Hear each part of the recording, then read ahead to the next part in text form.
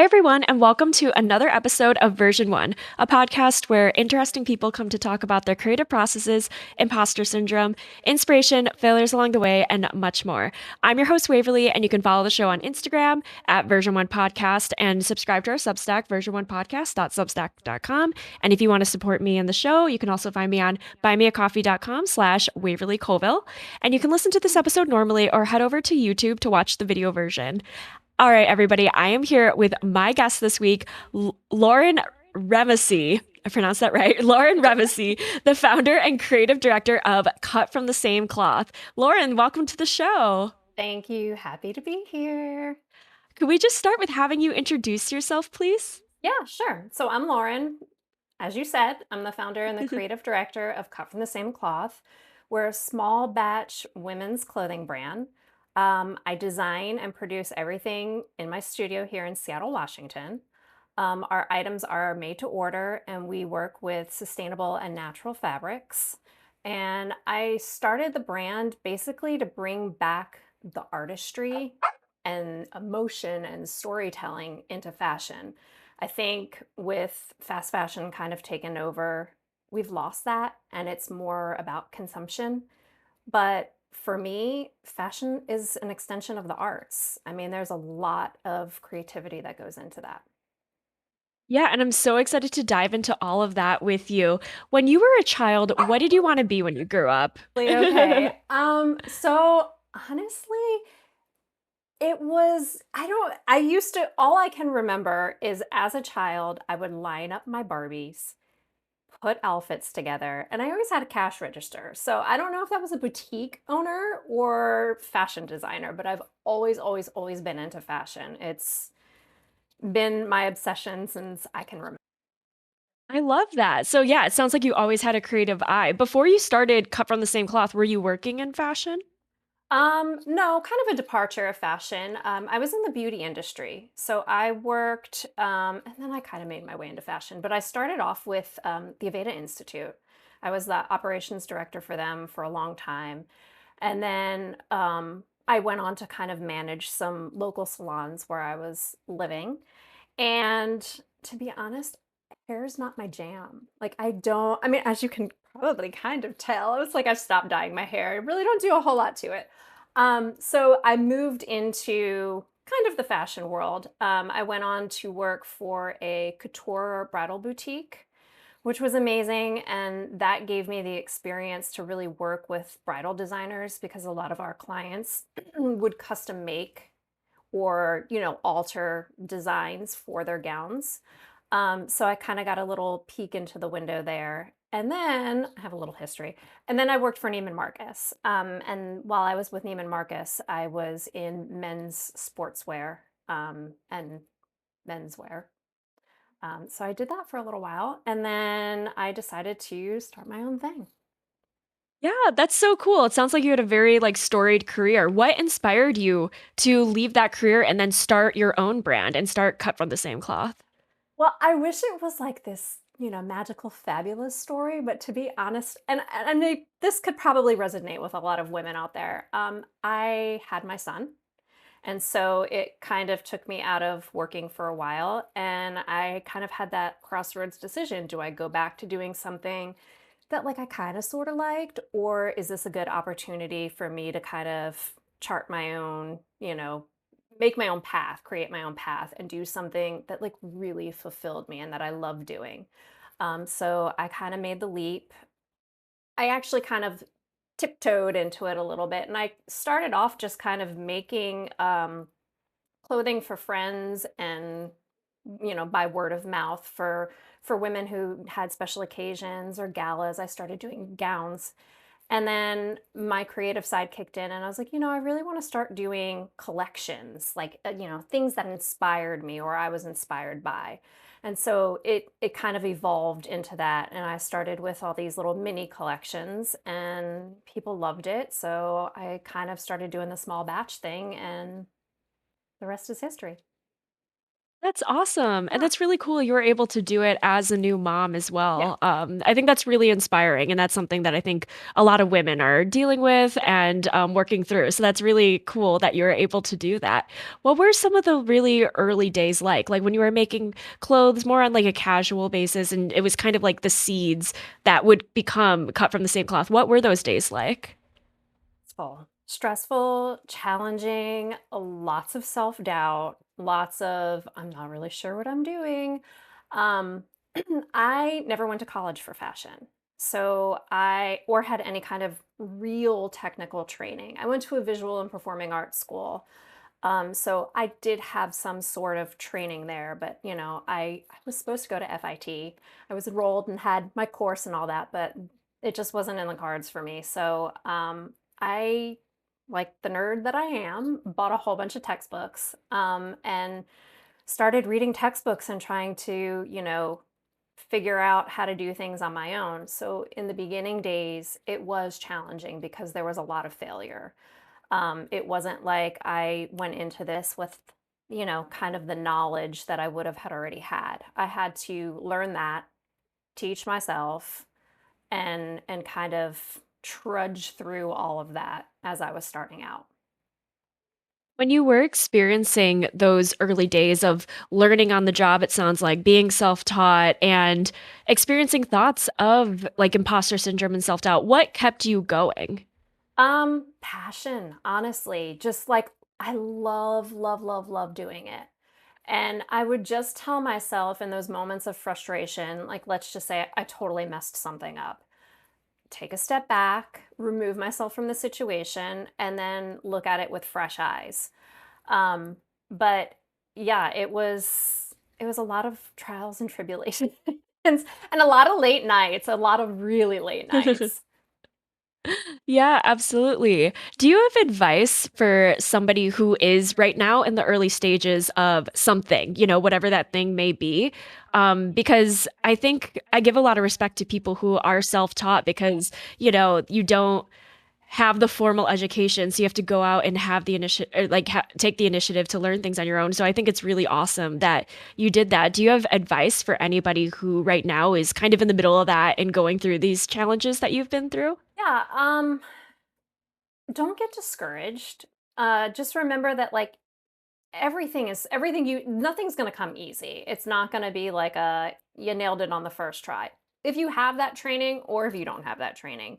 My advice is to just if it's something you really love and you're called to and you have the passion, just keep going. Just keep pushing through. Even, when things feel kind of yucky, just keep going. Don't give up. I love that. Yeah. And in those early days, is there an important lesson that you learned that you carry through with you to this day? Um I still kind of struggle with this a little bit, but to kind of be easy on myself. I think there's like a little bit of me that has that type A perfectionist. Like I am a firm believer that I see things way differently than other people. So like I'll hyper focus on like a tiny little stitch that like nobody's looking at, nobody's seen.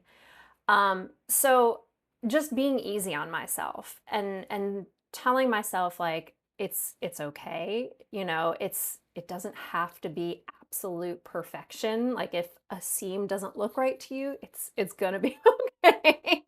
um, yeah, I think that's probably the biggest thing is to just be gentle and be easy on myself. And again, I still struggle with it. I still have to like take a step back and be like, it's okay.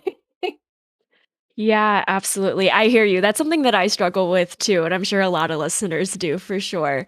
Do you think there is an advantage to being self-taught, especially in the fashion industry? Yeah, I think going through it, it's really challenging. And I know I keep saying being hard on yourself, but like, you don't have that reassurance as you would if you're in like a education situation. If you're in a classroom and you're like, "Ooh, I don't know what to do." You have an instructor who can help guide you or, give you advice.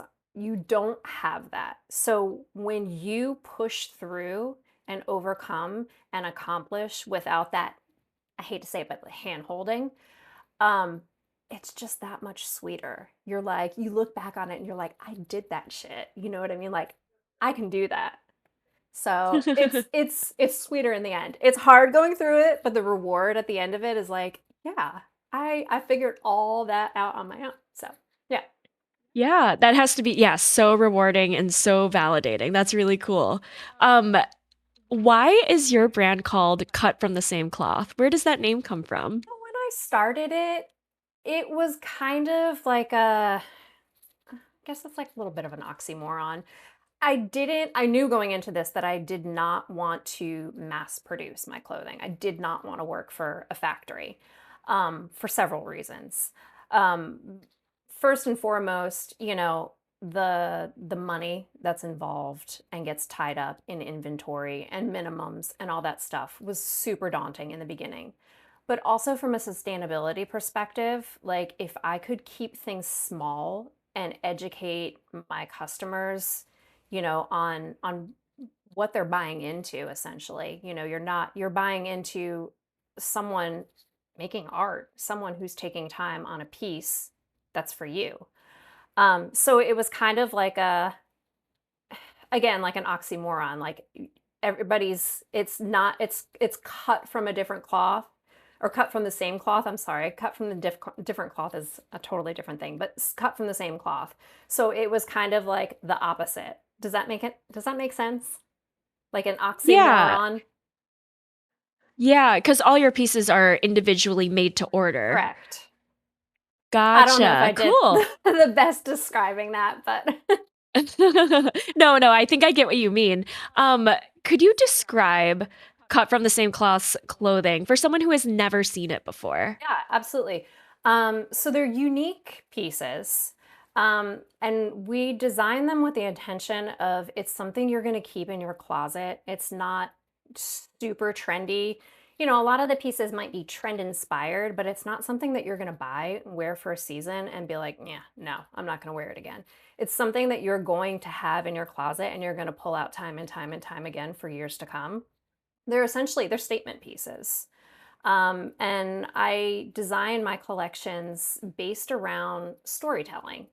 A lot of the things that inspire me are art, music, film, politics, even. A lot of my collections are kind of based around political climate or things that are going on in the world, maybe like social or cultural movements. So they're meant to tell stories, or at least maybe it's my story, it's my inspiration. Um, and then we always name our pieces after influential women too. Oh, cool. Like, what are some of the women that you've named pieces after? So I know you can't see my bottoms, but like for example, this is the Robinson top, and I named her after Sylvia Robinson, which is the grandmother. Yeah, I think they call her the grandmother of hip hop. She started Sugar Hill Records. And then these are from two totally separate collections, but I have on the Virginia pants, and that's probably from my current collection. That's named after Virginia Woolf. So I went through my Cool. inspiration behind that collection was I was in my feelings. I was in my emo stage. And I was reading a lot of Sylvia Plath and Joan Didion. And so it was my little sad girl summer. So, all of the pieces in that particular collection are mostly authors. Like, I have the Sylvia jacket, and then, the Virginia pants, but in the Joan, um, actually Joan I named in a different collection, but you get the gist of it. So Yeah, that actually, like, I saw something on your Instagram because you had, is this the collection that's called Everyone Loves a sad Sad girl. Girl? Is Okay, yeah, I saw that on your Instagram today, and I actually was gonna ask you about why Yeah. it's called that. Yeah. Why does everyone love a sad girl? Yep. And so, okay, so it's through these authors you were reading Yes. during this time. Yes. That's really cool. That's awesome that you're able to take inspiration from the authors and name pieces after Yeah. them. And then you also mentioned as other sources of inspiration, books or films or politics or current events. Could you talk to me a bit about, or maybe give like a specific example of something that, you read or you saw or you looked into, and then how that turned into a piece of clothing? Yeah.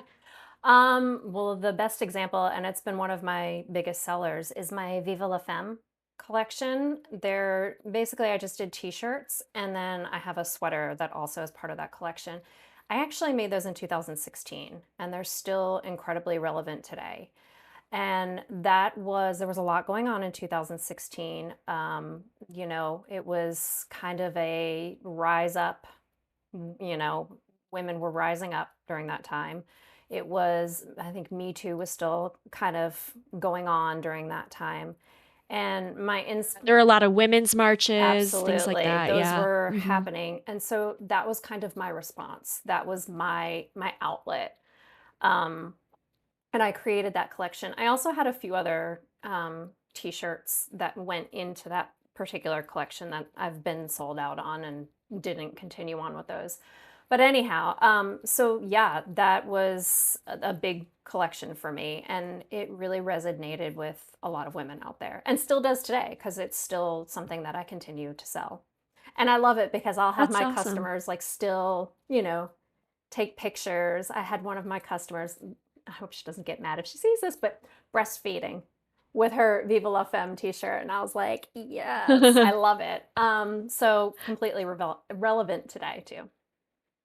Yeah, absolutely. Yeah, I think there's a lot of things from 2016 that are still relevant today. So I can see that Sadly, shirt being, yeah, that shirt definitely, even though it was made almost 10 years ago, which, oh my God, almost 10 it's years ago. crazy to think Wow. I about. blinked.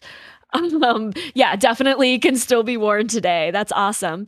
Um, a lot of your pieces feature very unique shapes or silhouettes, which I find very cool. Like you have this jean jacket that kind of comes out on the arms in this unique way. You have pants that come out on the sides, but then go back in the ankles. And I think a lot of your pieces are very unique in that way. And that's what I really love about a lot of your clothes. I was curious, what inspired you, or where did you get ideas for these very unique shapes of clothing that you don't really see a lot in other brands? So that's part of, I guess, like when I am designing, I kind of start with an idea, but then it's like, well, how can I make my pieces unique, different? Like, what are things that I like?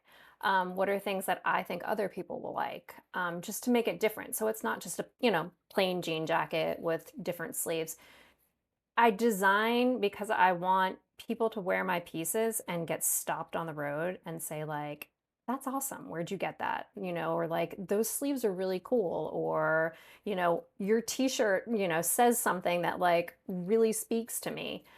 So when I am designing, I always kind of keep that like front and center and think about like, what can I do to make this piece unique or different? Because that's what my brand kind of encompasses.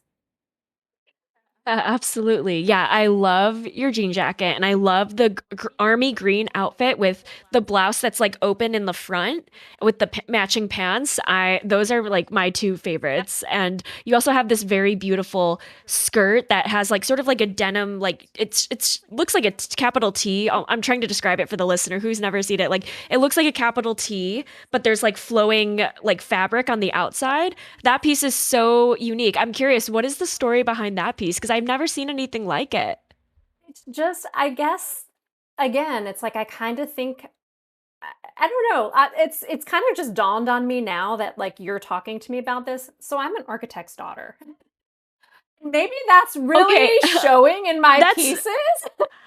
yeah, because your pieces are so like the shape of it is so Yeah. unique that I can totally see like an architect eye to Yeah, I it. guess it really truly didn't dawn on me until you just said that. Now I'm like, you know what? I think that my dad's work might be rubbing off on me. Yeah, I mean, again, it's like I also design in 3D. I don't do traditional pattern drafting.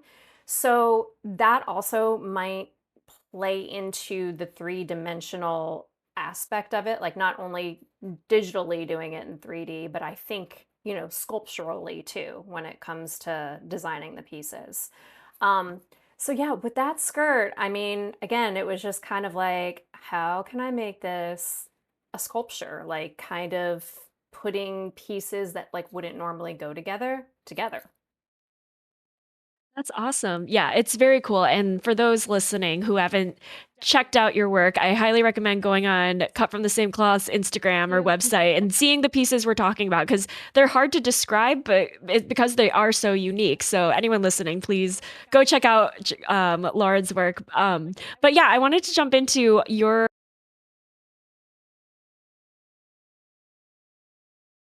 process because you mentioned doing 3D over a traditional fashion design. As someone who's not in fashion, could you explain what your process is and how it's different than traditional fashion designers?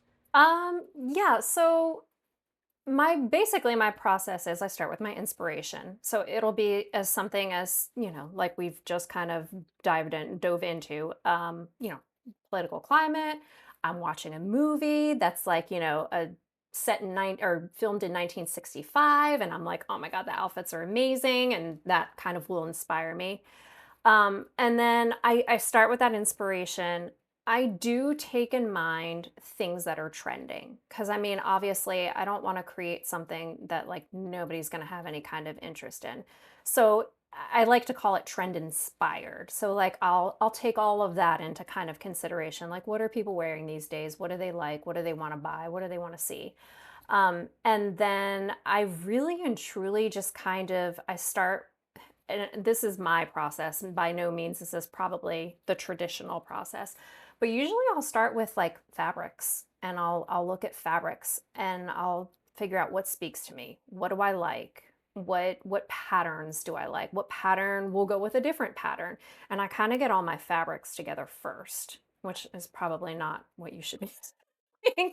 And then from there, I use a 3D drafting system and I just kind of start with like a basic sloper of like a, bodice or skirt, as that would be traditional. And then from there, I just kind of figure out like, what do I want this to look like? Let's make this modern, but also relevant to my inspiration. And really, it's playing around until I kind of find what I think is good. How many iterations of an item do you have before you get to the final one? So that depends because now we're talking something totally different, but fit. So the beauty behind 3D drafting is to help eliminate some of the waste that would go into traditional pattern making. So I'm not using paper, I'm not cutting out stuff in paper and doing fit, and I'm kind of eliminating using like muslin to do like a sample out of that. The fit you can get a really good feel for when you're in 3D and you're working on, like an avatar or something, because you can adjust measurements. Tell me if I'm getting too nerdy, by the way. No, Okay, no, I love the details. okay. Um, so that helps. But then when you go to create a sample, because you always want to make sure like it fits and it's going to look exactly how you imagined it. Again, it just depends. If it's something I get lucky with and the fit's good and it looks right, that's it. Like I have my sample and I can go ahead and produce different sizes in that. If it's something that I'm struggling with, like for example, my Zoe bodysuit was a struggle for me. That was kind of my first time delving into undergarments because I was using underwire and essentially building like a bra cup. That one took, I would say, probably like 3 different iterations before like I got the fit exactly how I wanted to. So it really just depends on the piece, and it also depends on if I'm tackling something new. If it's like a new to me, or I struggled, I think, with something I didn't release, but it was, and I probably will down the road, a pair of fitted, like super fitted, and then flared, kind of bell bottom jeans. But again, they were like sculptural and architectural. I struggled with getting the fit just right. And again, this is where I'm too hard on myself. The perfectionism comes in. I'm sure like there's probably versions of them that were fine, but I'm like, yeah, no. It's not what I want. It's not what I envision, so I'm just going to keep working away at it. Yeah, absolutely. And something you talk about a lot is everything on your site is made to order. So you're not mass producing clothing. Correct. It's like someone orders something and then it's made after the person purchases it. Could you talk to me a little bit about why you decided to do things that way and the benefits of being made to order versus being like mass Yeah, produced? sure. Um, the reason why I decided to do that is to reduce the waste that's associated with carrying inventory. It's also reducing the need for purchasing fabric that I may or may not use. So instead of, buying 25 bolts of a fabric and only using half of them, I can scale easier that way and reduce and cut back on waste of like excess fabric. And again, with excess inventory too. So yeah, so we do the made to order. It's usually like it's usually about 2 weeks, unless we're super slammed, and then it might be like more like three, 2 to 3 maybe. Um, but yeah, it's a process that I wouldn't have it any other way. So Yeah. Are there unique challenges of being made to order? um I think one of the challenges that kind of comes about is the customer expecting it right away. I think we've been so tainted with the likes of Amazon and, ordering something and having it at your door the next day. So I think that's a challenge, is just educating the customer that like, no, it's okay. You can wait for this item because it's being made specifically for you, and you're getting a unique piece. It's not something that's been mass produced in a factory and I'm just gonna go ahead and ship it off to you. So that's a challenge. And then maybe not so much, but sometimes people can really get into the weeds with the made to order terms. you know, I've had people in the past ask, like, well, if it's made to order, can you do something different? And in the beginning of my business, I used to do that. I used to be more custom, more, like, I don't want this on it. I want to add this. I want to change the length of it. Can you make it shorter? Can you make it, all of those customizations? So that's also a challenge too, is kind of educating the customer that like it's made to order, but you can't like specifically customize it. Gotcha. And once someone orders an item, what is kind of the process that happens after that? Like, do you sew the pieces yourself or do you have a team or what does it look Yeah. like? So yeah, I'm for the most part, I'm the one that is cutting out your item out of the fabric and putting it all together, packaging it up. I'm it. I'm doing all of that. Oh, wow. It's literally only you? Yes.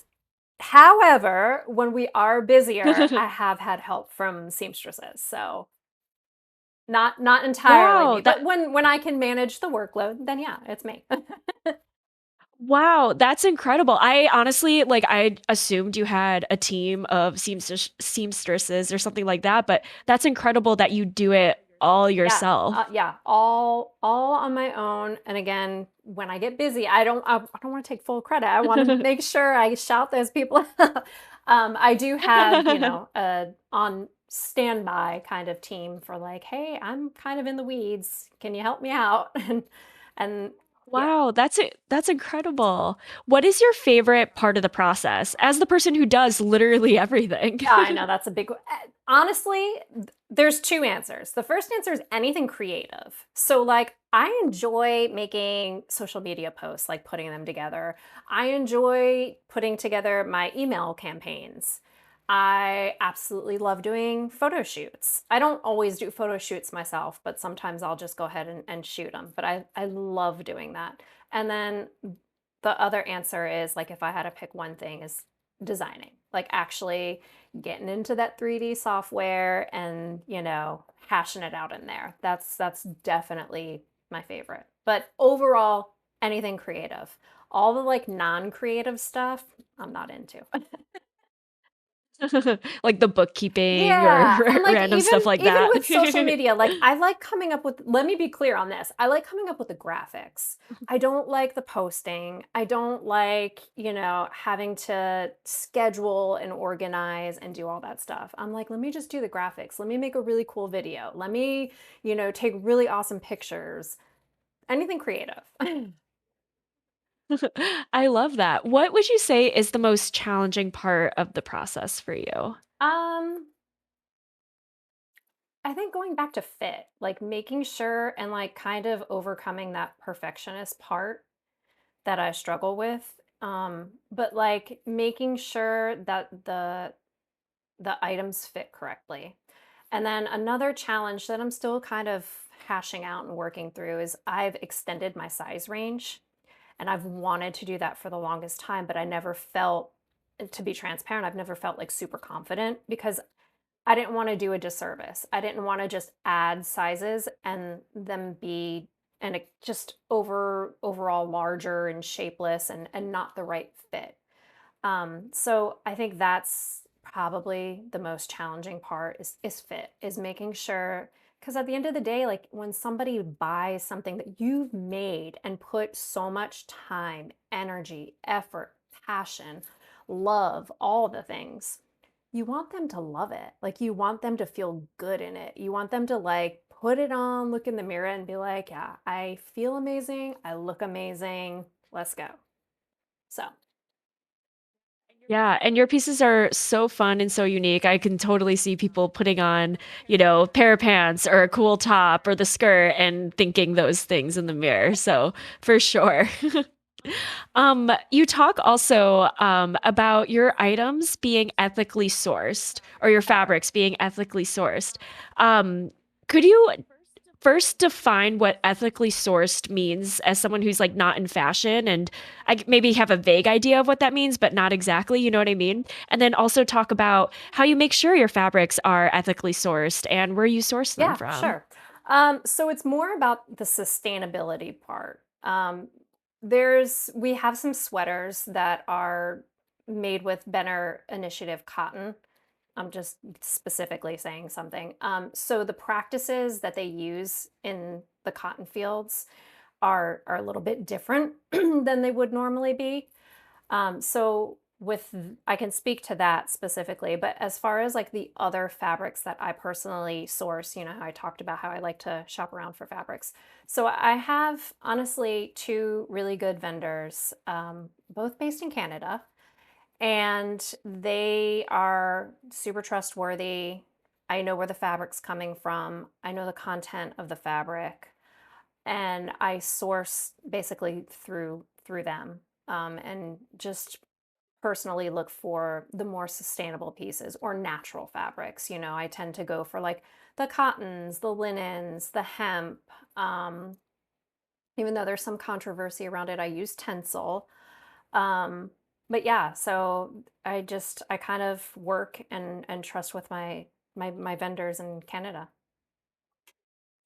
Awesome. Yeah, no, I love that the sustainability part and the ethically sourced part is such a huge part of your clothing brand because I think that's so important in the age of fast fashion and we all know the big fast fashion names. I don't have to say them. That everything costs $2 but then it like falls apart, or that unethical labor practices were used in making of that garment. And so it's really cool to know that you put so much thought into your work and what your work is made of. Yeah. That's Well, it's awesome. important to me too because aside from being super into fashion, it's like there's two opposite spectrums to me. I'm a super granola girl. Like I was that girl in high school that had Save the Rainforest plastered in her locker. I was really, really, really in tune and still am to the earth, the environment. I feel best in nature. That's how I recharge, is like going out and hiking. So all of the things that we're doing to our earth, I think about. And I know there's probably a million trillion things that I could do differently still. And I try every day, like what can I change? What's one thing that I can do differently? Um, you know, and it's it's kind of hard because fashion is the number one probably offender when it comes to environmental impact. So it's something I struggle with internally. Yeah, no, totally. But I think slow fashion, is that Yeah, a term? yeah, yeah, Slow yeah, fashion versus yeah. fast fashion? Okay, I just was saying that as like the opposite of fast fashion, but slow fashion, I think, is like such an important response to that. And it's cool that you're part of this bigger global initiative to, you know, not contribute to as much waste or unfair labor practices or things Right, like that. right. So I think the work you're doing is Right. super And I important. try to keep, because a lot of times people shy away from slow fashion or made to order because they automatically are like, oh my God, it's going to be super expensive. And for the most part, it is definitely pricier than any of the fast fashion that you're going to be buying. But you also have to realize that you're meant to have that piece a little bit longer. You're paying for someone's, in my case, for my livelihood. Like it's not like you're paying a factory who's going to pay the workers that are facing unfair conditions and not being paid well, and so on and so forth. So there is that, but I also try to take that into consideration too, and I try to keep my prices a little more reasonable because I want people to like feel like they can attain buying something that means something. Yeah, absolutely. Something I saw that you wrote on social media, I wanted to ask you about. So, in a post, you had written, when I first started this brand, I used to hide that every piece was made to order. I worried it made me look less professional. Now I see it's the very thing that sets us apart. I was curious, why do you feel like it made you feel less professional? And then how did you sort of like get past that feeling? And now it's like kind of a central part of your brand and it's a highlight and it's an advantage Yeah. for you. I guess when I started, I thought that people wouldn't take me seriously because they're like, "Oh, you're making the clothes?" Like, well, I don't know, that's kind of weird or that's different, or, it might be better if a factory made it. But that wasn't what my intention was, and that wasn't what I was set out to do, but I had a lot of insecurities behind that. It's like, well, maybe it's not good enough. Maybe, it is way different than what a factory is doing. And it's kind of like that whole self-taught, thing was chirping away back here, and it's like, you're not good enough. You're not good enough. So I did. I shied away from leading with that. I shied away from, it's just kind of like, yeah, this is the collection. Here are the clothes. But then I started to kind of like shop it around when I was at pop-ups, and it was like, yeah, I make all the pieces, and people would be like, are you kidding me? And I'm like, yeah, no, I design them, I make them, I cut them, I do all the stuff. And so I saw that like people actually kind of took interest to it. And I'm like, I don't know why I'm hiding behind that, because it is what sets me apart from most brands, because I could probably count on one hand how many people actually make the clothing in their line. So, Yeah, yeah, it's something that I was super impressed thank to learn you. a couple minutes ago. I didn't really, yeah. So, I mean, I think it's super cool that, like, oh, if you order a piece from your website, you don't, like, you know exactly who designed it, who made it, who literally did every part of the process versus if you order from, insert fast Yeah, fashion any label brand name here, really. like, you don't Yeah. know. Yeah. Who's your customer? So my customer, it's actually kind of a wider age range than I initially thought it was going to be when I started out. It's anywhere from like, I would say probably like 25 to like women. I actually have women in their 50s and 60s who like religiously shop with me. I love And it. I love it. And they're like the coolest, artsiest. Like it's like I'll look at them and I'll be like, I'm gonna be like you when I'm older. Like totally, that's my jam right there. So it's kind of a, which is, going into it, I was like, I don't know, is that a bad thing or is that a good thing? Because they always tell you like the smaller you can kind of have your niche like age demographic, the better. Um, but it kind of speaks to a lot of different people. And it's usually women. Like I said, they're kind of artsier, they're a little bit more on the eclectic side. They're usually people who care about the environmental impacts and can appreciate like the craftsmanship or what I was set out to do. Like I wanted to bring that artistry back into making clothing. Like it's not just this mechanical, like I want people to think about where your stuff came from, who made your stuff. So I would probably say that's my customer.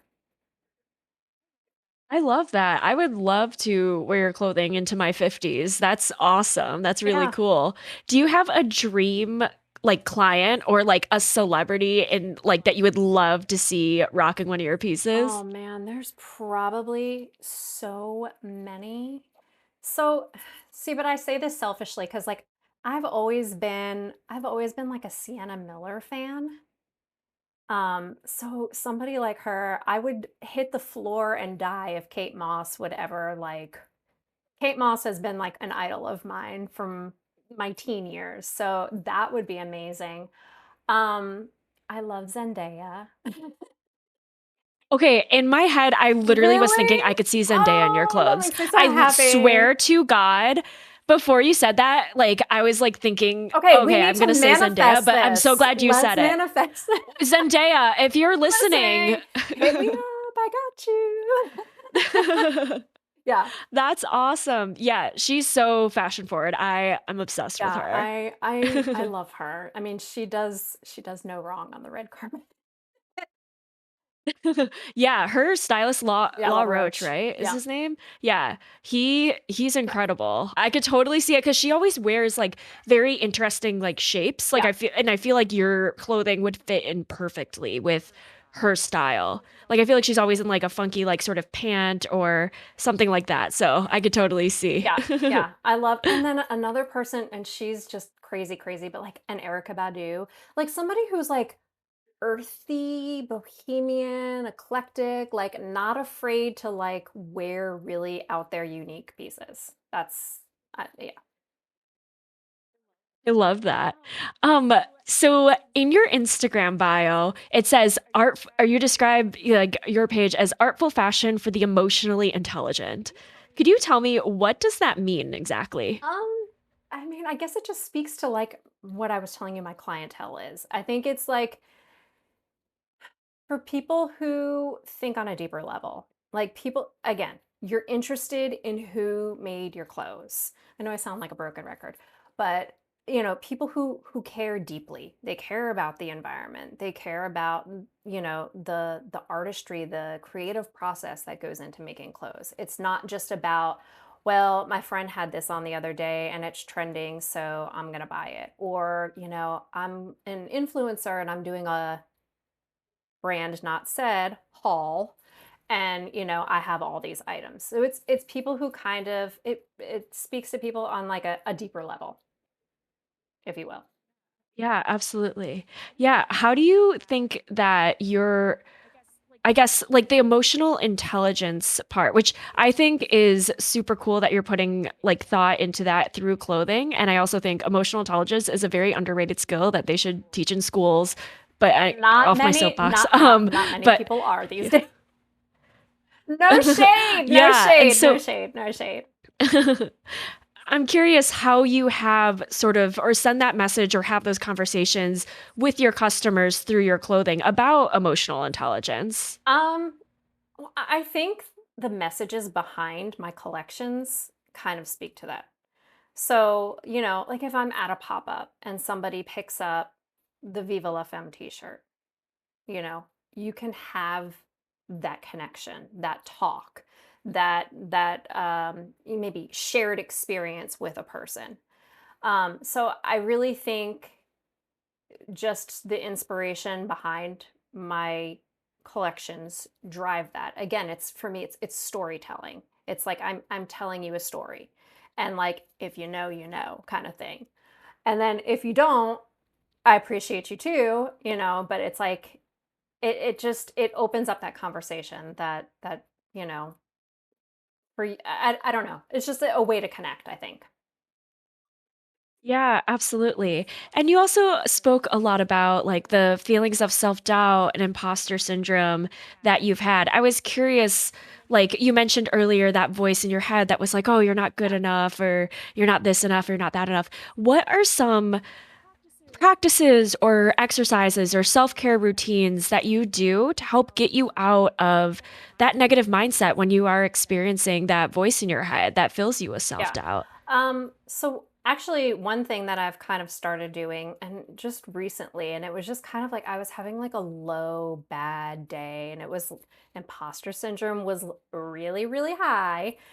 I just simply went back in my phone because I take pictures of literally everything. It's like if a sample's done, I'm taking a picture. If, we're behind the scenes at a photo shoot, I'm taking a picture. I'm taking inspiration, I've got a picture in my phone. So my phone's just like filled with all kinds of stuff.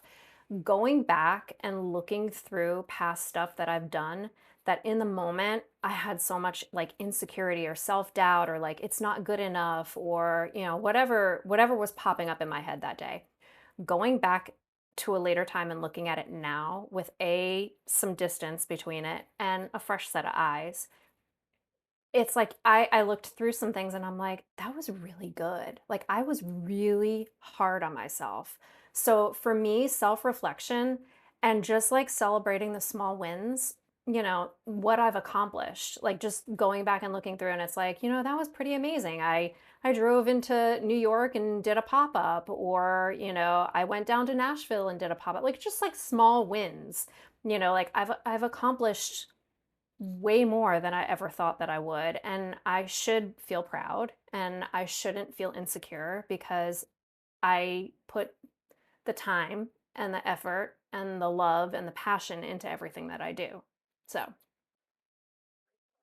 I love that. Yeah, and I feel like, the old saying is hindsight's right. 2020, right? Like when you're in the moment, sometimes you're like I, stressed because you're getting yeah, through, yeah, you have to, you're like, holy shit, I have to get through this pop-up or get through this thing. And then it doesn't, it takes like maybe a couple months or years or weeks or whatever to look back and be like, holy shit, I did yeah, that. Like, that's awesome. I think that's really great advice for anybody listening. And there's this quote that I really love, and um, it's something like, you didn't come this far to only come this yeah, far, or something like that. And I think it's like about learning to like look back on your journey and appreciate it and then not quit or not yeah. stop, if you're feeling in a moment of frustration. So yeah, I love that. I think that's a really great thing to do. Speaking of, like, have you had any sort of like failures or setbacks or a challenge that you've had to overcome or that taught you an important lesson? Yeah, I mean, there's been tons. I mean, I've had things that I was working on for customers that just like completely went awry. And it was like, you know, okay, I can't salvage this. I'm gonna have to like rebuy fabric, or, recut or re whatever. So there's a lot of, I'm a fan of failure. Like, I love failure because I think in failure, you have the best opportunity to learn. So, going forward, not, what you're not supposed to do the next time. You know that, like, okay, I'm not supposed to cut into the seam that way because it totally destroyed it. Now I know going forward, and I've got this down and I can move on from it. Um, but yeah, I think just that's probably like the biggest takeaway is just keep failing. I know that sounds crazy, but there's so much that can be learned in failing. No, I absolutely love that and completely agree. I think the biggest lessons are learned through failure, not through success. Yeah. So, yeah, I think what you're saying is awesome. Whenever you feel like creatively stuck, like let's say you're in a rut and you're not finding a lot of inspiration, or yeah, you're just in a rut, like what helps get you out of it? Um, okay, so nature really centers me. So honestly, getting out in nature, even if it's something like if I can't go for a hike or whatever, I'm a gardener too. I love gardening. So like even just being out in my garden, like it kind of calms me, it centers me. For creative inspiration, watching movies, like old films, and like digging into things of the past, and music. I'm such a lover of music. So many of my collections have been like kind of music centric. Um, and then, of course, reading, as you can see, with Everybody Loves a Sad Girl. But just really, really, really digging into the arts. Art inspires me in all shapes and form. And then, to be honest with you, when I'm in a rut, I just like to push through.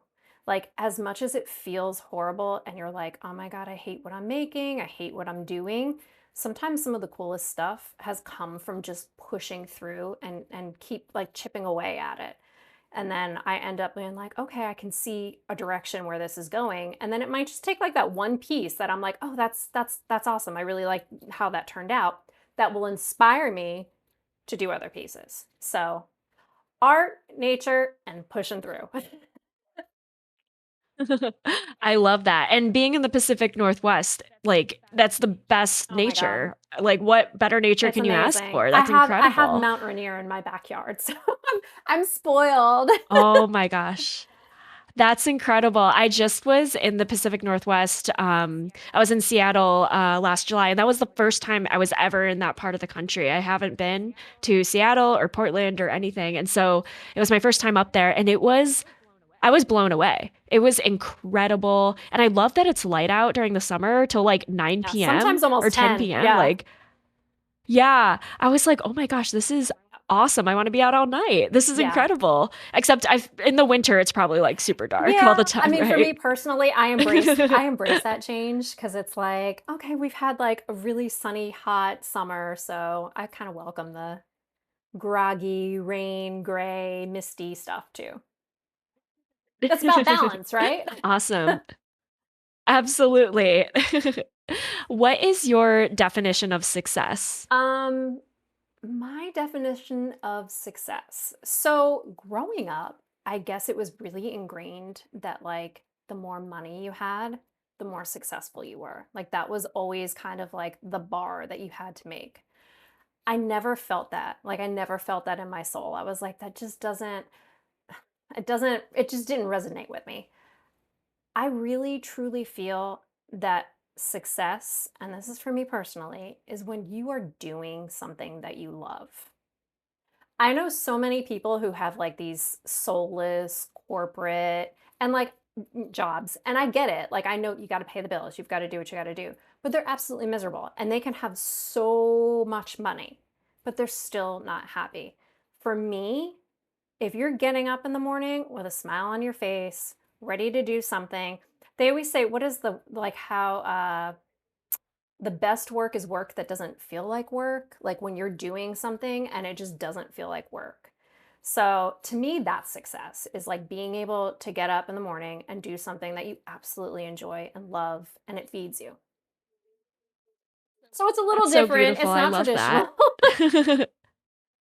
No, I mean that's awesome. I love that definition. What are some of your future plans that you can share with us for Cut from the Same Cloth? Do you have a new collection coming out? New items? What's So in the working on some future? new items. And then I will be working on a new collection as well. And I have been toying in my mind. I have a weaving loom. So I've kind of started to nerd out Ooh. on weaving. And I may start to incorporate some woven fabrics, not on a large scale, but on a small scale, and maybe some designs. Toying with that idea. So stay tuned. Stay tuned. We'll see how that one kind of turns out. Well, I am so excited to follow along and see those future pieces whenever they come out. All right, Lauren, this has been wonderful. Are you ready to move into the lightning Ah. round? All right, what is something new that you've tried lately? Um, hmm. Okay, so this is kind of like more nerdier, but I've recently learned Shopify. I had to Cool. switch my website. I think what was I on before? Squarespace to Shopify. So speaking to the like wearing all the different hats, I was my own IT for a while. I was coding. So that was like a whole new platform that I kind of had to like adjust to and learn and figure out, custom coding for certain things. So I guess I could say that. But like on a fun level, I've been making these gluten-free buckwheat matcha donuts. Yeah, I like to Whoa, those sound I love to amazing. cook. I love to cook. It's like that's my love language is like feeding people. So yeah, that's I on like a, love you know, a that. fun little lighthearted. So that's new. I've never had a matcha donut before. It sounds delicious though. Awesome. Do you have a lesson or a message that you want to share with listeners? Yeah, I know it's kind of been in my message today, but to just keep going and to keep showing up even when it doesn't feel good. Like in the moment, it could feel awful. And it's okay to take breaks. I think that's an important message too, because I kind of, when I started my business, it was like during that girl boss kind of era where like it was all about the hustle and like you just had to grind, grind, grind. And that was like, there you go. That was like the measure of success is like how hard you were working and how hard you were grinding. And I don't really subscribe to that anymore. I don't think that that's beneficial for anyone on so many different levels. So just keep going, show up even if it doesn't feel good, and allow yourself to take breaks. I love that. What is one thing you wish you knew when you were first starting out? That success is not linear. It is not like a again, growing up, I mean, at least for like my family and my parents and friends of mine, it was always if you work really, really, really hard, you're going to be successful, you're going to make a lot of money, everything's going to be okay. And that's not the truth. That is a dirty, dirty lie. So success definitely is not linear. I mean, you're going to have your challenges, you're going to have your ups, you're going to have times when things are like really good and you're on an awesome trajectory, and then you're going to have lulls, and then you're going to have times where you're like, okay, I feel like giving up, I feel like quitting. Again, keep going. And it kind of ebbs and flows. So I think it would have been helpful to know that because I think going into it, starting a business, especially when I did, it was like, okay, I'm working really, really, really, really hard. I'm wearing like all the hats of the business. I'm doing all the things. You know, how come I'm not like a millionaire right now? You know what I mean? So, yeah, just remember that success is not like a straight line. It's not like a straight line to the end.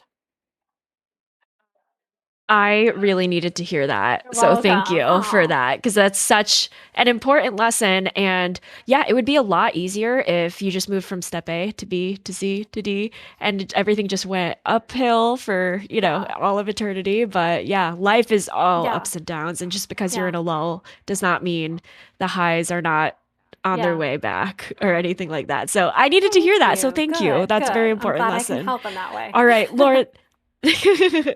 Lauren, this has been so wonderful. Thank you so much for coming on and talking all about Cut from the Same Cloth. Where can people find you, buy all your clothes, support you, all of the Yeah. things? Tell Well, thank us. you so much for having me. I've had an amazing time. So you can find me. My website is www.cutfromsamecloth.com. So the THE is not in it.